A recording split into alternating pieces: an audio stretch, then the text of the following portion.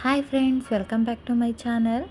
ఈరోజు వచ్చేసి నేను ఈరోజు వీడియో అప్లోడ్ చేస్తున్నానండి. ఆల్రెడీ ఇది చేసి నేను 3-4 డేస్ అయింది. వరమహాలక్ష్మి వ్రతం చేసుకుంటున్నాం కదా, బయట నుంచి ఎందుకు స్నాక్స్ అనేసి మేమే రూమ్లో ప్రిపేర్ చేసుకుంటున్నామండి. స్టార్టింగ్ వచ్చేసి ఇక్కడ నేను మైదా పిండిని కలుపుకొని చిన్న చిన్న బాల్ లాగా సపరేట్ చేసుకున్నాక అది పూరిలాగా చేసుకుంటున్నానండి. అన్నీ ఒకేసారి పూరిలాగా చేసుకున్న తర్వాత ఆల్రెడీ నేను కజ్జికాయ పౌడర్ కూడా చేసుకొని సపరేట్గా పెట్టుకున్నానండి. ఈ పూరిలాగా చేసుకున్నాం కదా, అందులో ఒక టేబుల్ స్పూన్ ఇందులో వేసుకున్నాక అది నీట్గా ఫోల్డ్ చేసేయండి. ఇప్పుడైతే మిషన్ కూడా వచ్చిందండి, అది కావాలంటే మీరు అది కూడా వాడుకోవచ్చు. నాకు హ్యాండ్తో కంఫర్టబుల్ కాబట్టి నేను హ్యాండ్తోనే చేసుకుంటాను.